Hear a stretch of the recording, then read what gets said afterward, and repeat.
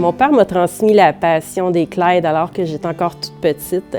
Dès notre plus jeune âge, il nous laissait jouer, mes sœurs et moi, avec ces gentils géants. Donc, on a fait beaucoup de compétitions avec les chevaux, on en faisait aussi avec les vaches. En 1999, il a fait un voyage en Écosse avec ma sœur la plus vieille et lors de ce voyage-là, il a acheté une jument, Bolt Diamond Lady Claire, qu'il a offert en cadeau à une de mes sœurs et moi.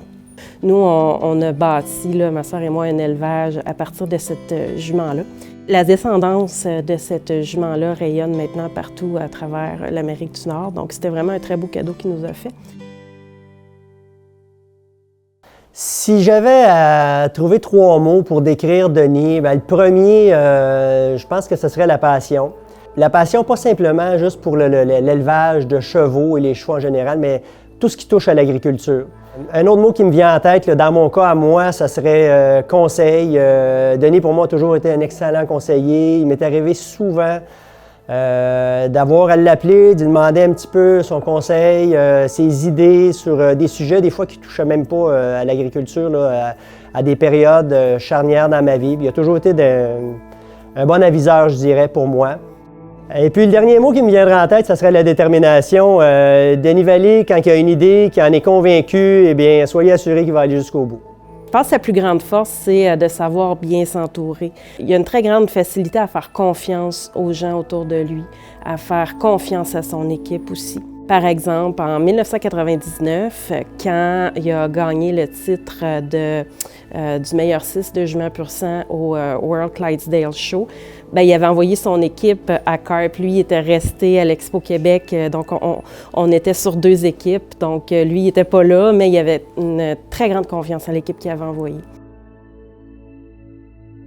Quand tu as l'esprit d'éleveur, quand tu es un éleveur, tu peux élever des chats, des chiens, ou des vaches, ou des chevaux, puis tu vas réussir tout le temps. Parce que ça, c'est un mode de pensée, un mode d'agir. Quand tu travailles avec la génétique, c'est un travail qui est de longue haleine. Puis, oui, j'ai des réussites, j'en ai des moins bonnes, mais ça fait que la moyenne, je suis content. Parce que mon troupeau, à l'heure actuelle, j'en ai une 50aine, là. C'est tout d'une certaine qualité où est-ce que les acheteurs viennent à un moment donné, puis ils viennent mêler parce qu'ils ne savent plus quel prendre, là. Son type de cheval idéal, c'est un cheval polyvalent. C'est un cheval qui peut autant performer au licou qu'à l'attelage. Un cheval avec des bons pieds, une bonne conformation, puis avec une tête qui aime atteler. Pour Denis, la qualité des membres est super importante, qualité d'ossature avant tout.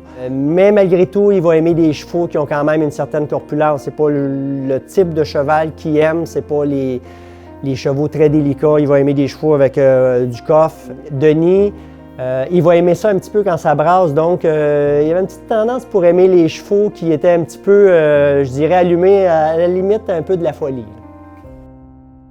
Quand j'ai commencé,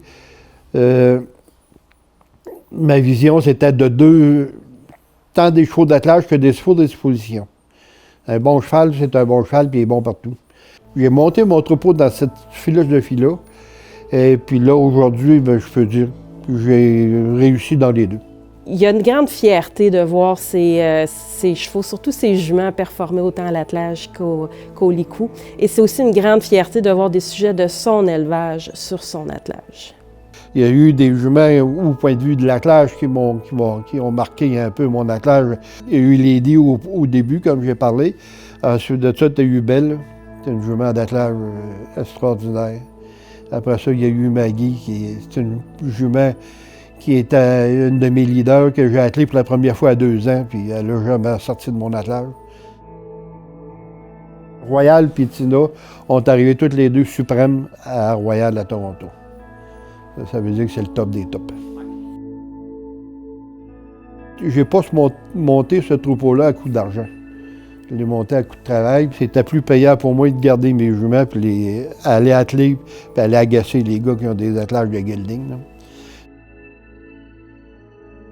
Puis quand tu es capable d'arriver avec ton attelage, que le chauffeur puis les chevaux font juste un, là tu dis, t'as beau pas arriver premier, ça c'est pas grave, mais tu es content de l'attelage que tu as faite.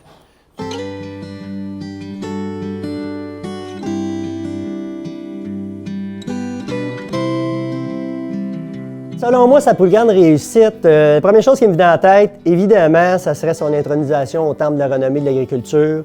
Un honneur qui est réservé aux meilleurs, un honneur que peu de gens peuvent se vanter d'avoir eu ce privilège-là dans la vie. Mais étant moi aussi père de famille, je dirais que peut-être le plus bel accomplissement de Denis, c'est ses 3 filles et les personnes qu'elles sont devenues dans la vie. Pour moi, je pense que c'est ça sa plus belle contribution. Mais les 3 ont été impliqués dans l'élevage. À chacun le temps. Là. Et puis là, c'est Mélanie qui aime ça, puis qui est 2 fois meilleure que moi. Ses objectifs d'élevage, c'était d'un jour être reconnu comme un des meilleurs éleveurs de Clyde au Québec et au Canada, être reconnu par ses pairs.